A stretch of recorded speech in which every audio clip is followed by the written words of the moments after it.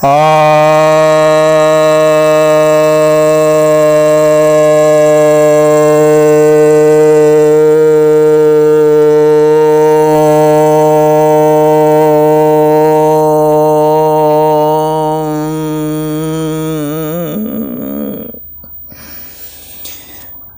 भक्तजनों को सब प्रेम नमन। भक्तों, आज मैं आपके समक्ष श्रीमद् भगवद गीता के 11वें अध्याय के 12वें श्लोक पर प्रवचन सुनाने जा रहा हूँ। यह श्लोक इस प्रकार है, इसे संजय कहते हैं। संजय उवाच दिवि सूर्य सहस्रस्य भवेतुत्पत् उत्थिता यदि भाः सदृशी सा स्याद् भासस्तस्य महात्मनः। अर्थात आकाश में हजारों सूर्यों के एक साथ उदय हो जाने से जो प्रकाश उत्पन्न होता है, वह प्रकाश भी इस विश्वरूप परमात्मा के प्रकाश के बराबर शायद ही हो। यहाँ पर संजय धृतराष्ट्र को एक उपमा के जरिए भगवान के उस स्वरूप के तेज की बात को समझाने की कोशिश कर रहे हैं। वैसे तो हजारों सूर्य अगर उदय हो जाएं तो एक साथ तो एक व्यक्ति की आंखें चुधिया सकती हैं, उसकी आंखें फूट सकती हैं, अंधा हो सकता है, क्योंकि बहुत तेज प्रकाश व्यक्ति को अंधा कर देता है। परंतु फिर भी हम जानते हैं कि पूरे आकाश मंडल में हजारों क्या अरबों सूर्य हैं, लेकिन उनकी काफ़ी दूरियां हैं और उनके प्रकाश जो हैं वे आते आते धूमिल हो जाते हैं।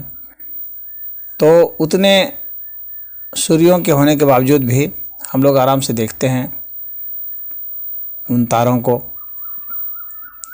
और वे सब जो तारे हैं जो काफ़ी दूर दूर हैं, कई सूर्य से भी बहुत बड़े बड़े हैं, उसके बाद भी चंद्रमा का प्रकाश उनसे ज़्यादा मालूम पड़ता है।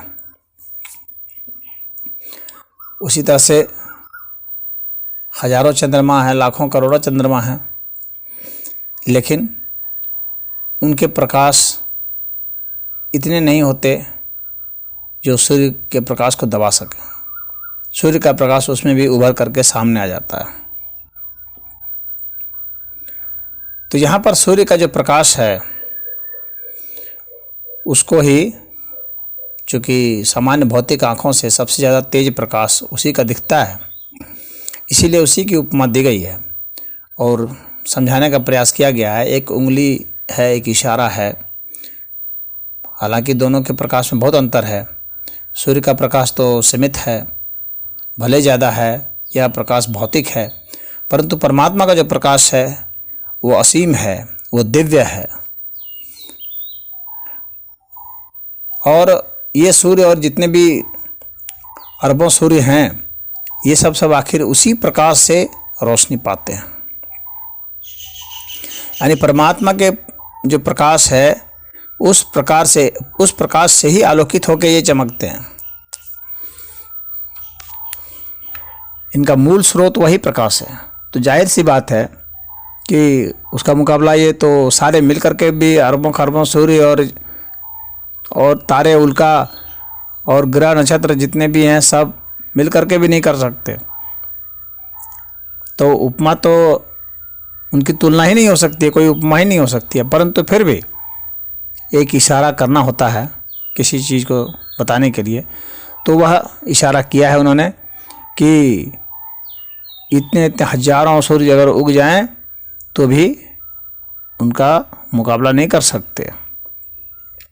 और उतना तेजोमय जो विराट स्वरूप भगवान का है उसको भी अर्जुन देख रहा है दिव्य दृष्टि से। यानी दिव्य दृष्टि से उस प्रकाश को देखा जा सकता है जो कि सब अरबों सूर्यों के जो प्रकाश हैं जिसका वह स्रोत है।